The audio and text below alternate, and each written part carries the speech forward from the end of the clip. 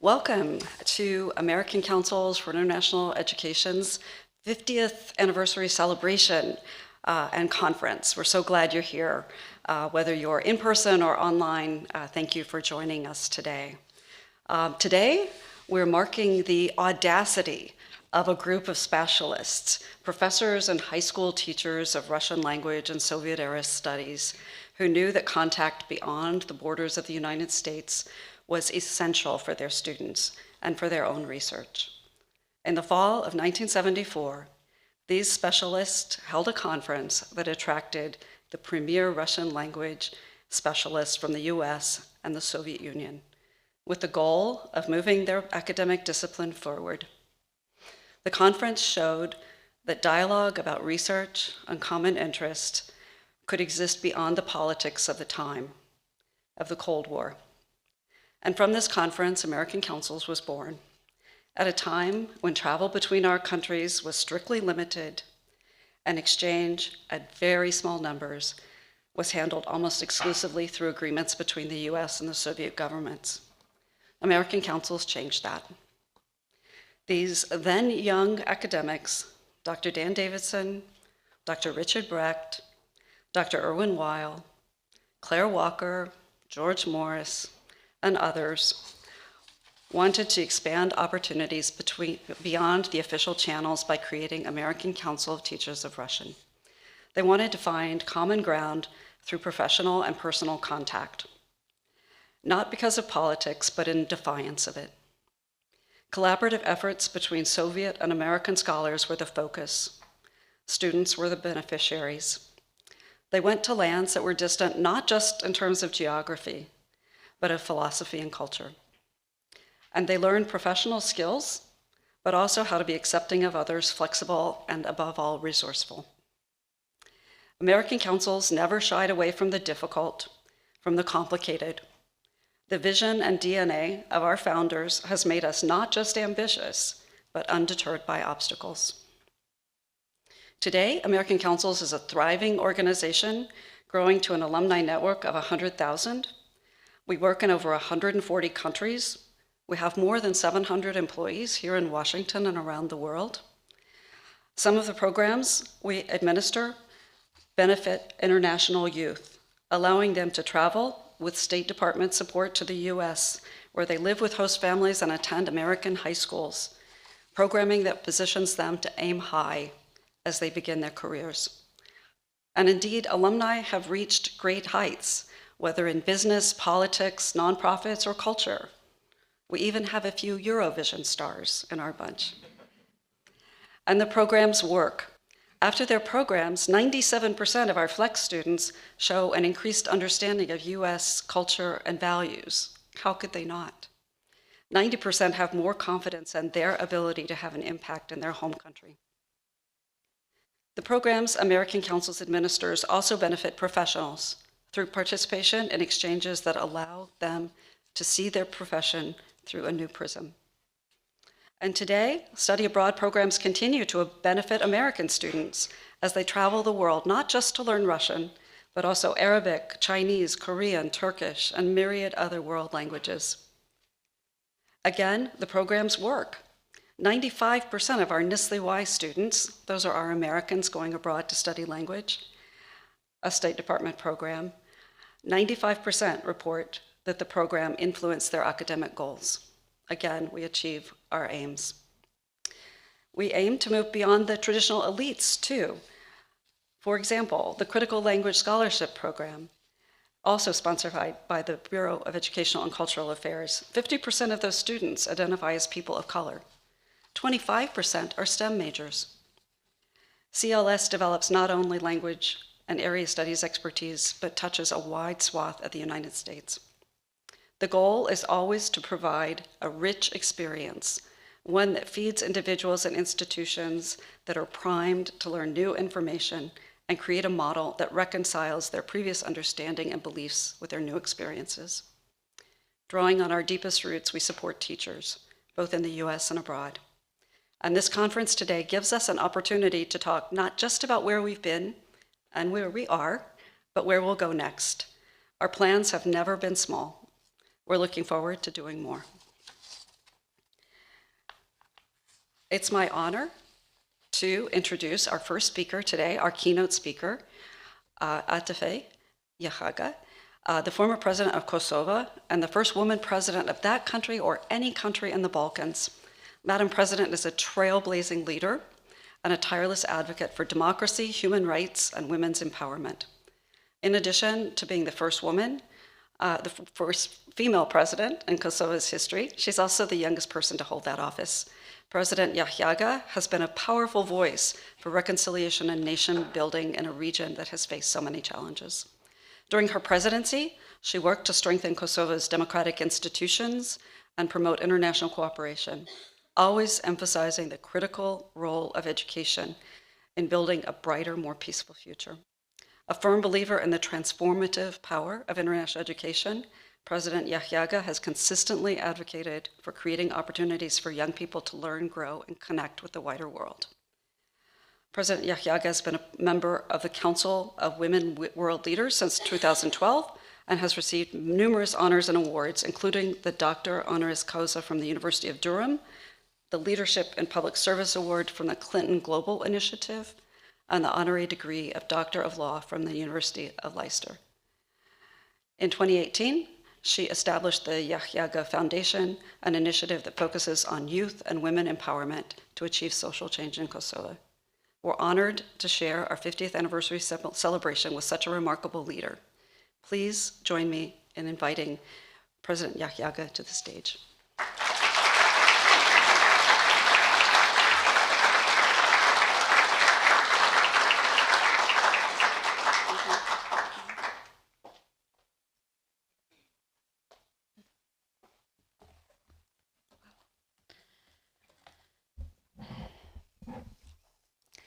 Good afternoon. Dear Lisa, dear Peter, dear Dr. Davidson, dear Michael, dear ambassadors, Ambassador Gashi, Dr. Abazi Gashi, distinguished guests, dear friends, ladies and gentlemen. It is an absolute honor to stand before you today. And I want to begin by extending my heartfelt thanks to the American Councils for International Education and congratulating them on this remarkable milestone, their 15th anniversary.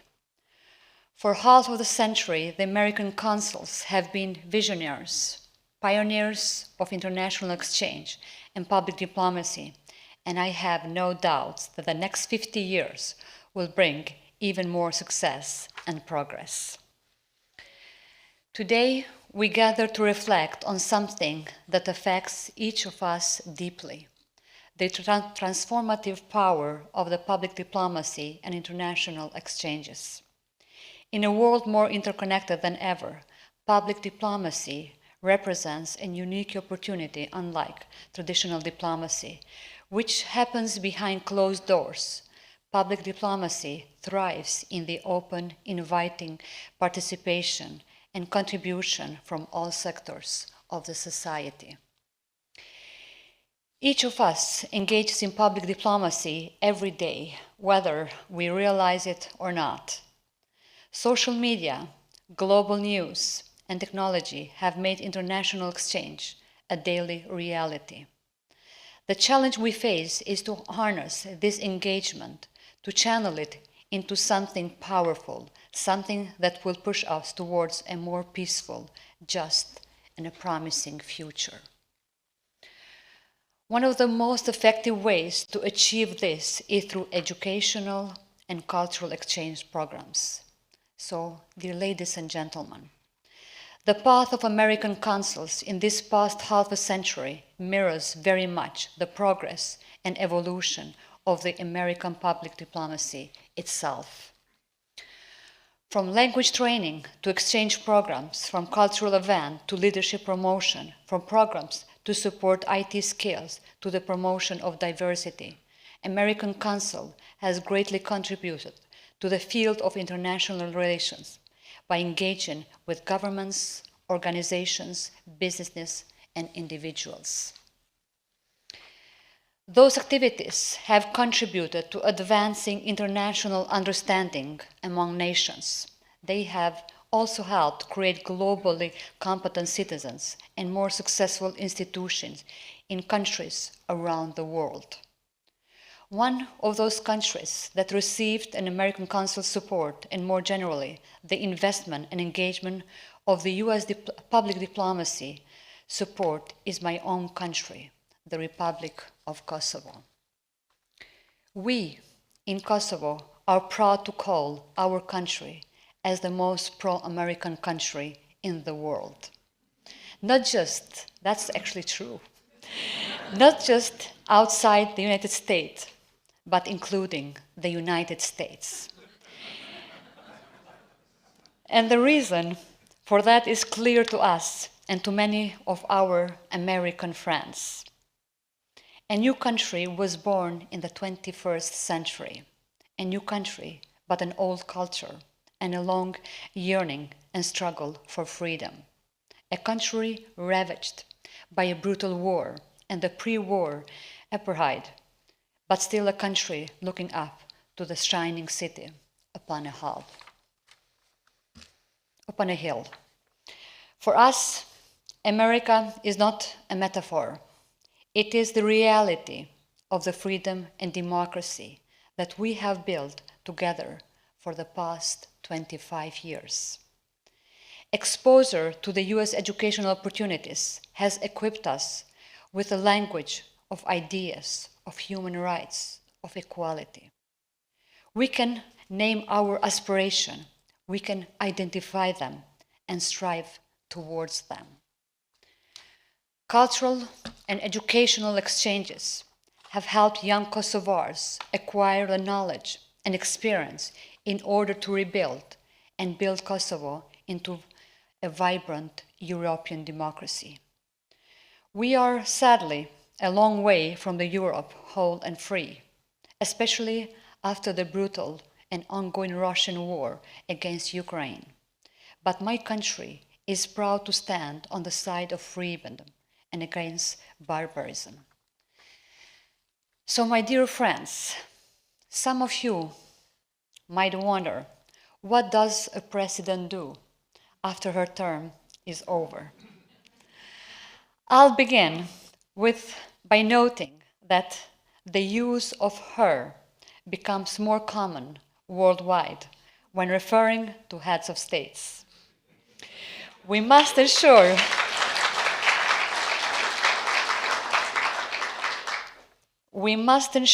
that this progress trickles down in the form of tangible education opportunities for far too many women for whom such chances, despite their brilliances, are still unreachable.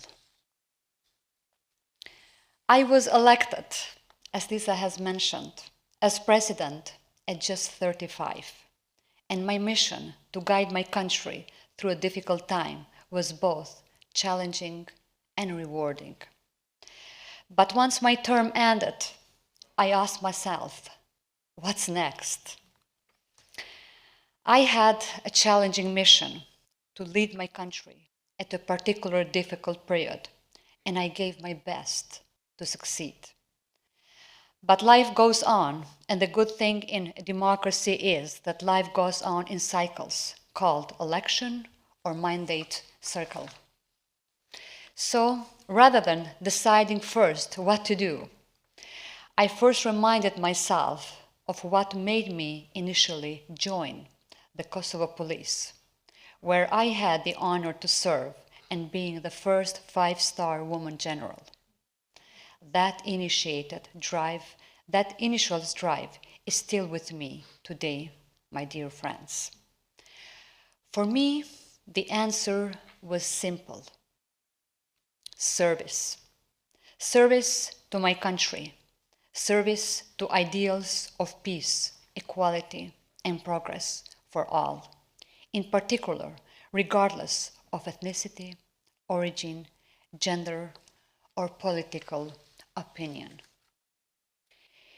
It was the experience I gained from participating in educational exchanges, especially here in the United States, that inspired me continue serving after my presidency.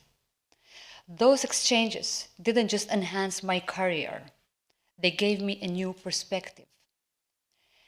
Lifelong friends and the realization that learning from one another is not just beneficial, but it is essential.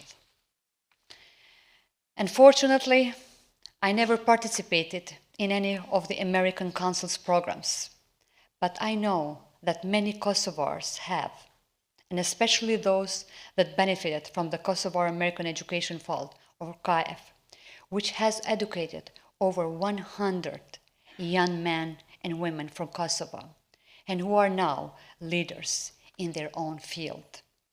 Some of them are present here, and I congratulate them for their success and for their contribution. And going back to what does the president do after her term is over, I decided that time for service is never over. And that is why I created the Jahjaga Foundation, an NGO that is helping women and men of all ethnicities in Kosovo. We are working for the social inclusion, for the ethnic and regional reconciliation, as well as for the sustainable peace. So, my dear friend, as a woman leader, I know that the path forward is often filled with obstacles. But those obstacles do not exist because of the lack of the talent or the willpower. They exist because society has not always treated everyone equally. The success we celebrate today is built upon centuries of struggle by women and communities who never give up. We may hold some truth to be self-evident, but it takes real vision and courage to ensure that everyone is treated equally in deeds and not just in words. And today, we continue that fight to ensure that everyone is treated equally. So, my ladies and gentlemen, my dear friends, we cannot ignore the grim reality around the world. The 21st century of promise is also the century of increasing dangers and conflicts. While governments can do and should do more to respond to the needs of their citizens, but also to global peace and security, we should never forget that peace is not merely the absence of war. It is the presence of justice, and one may add of equality and understanding. And education is key to achieving that. Public diplomacy and educational exchanges are fundamental. They create environments where dialogue replaces hostility and cooperation overcomes mistrust.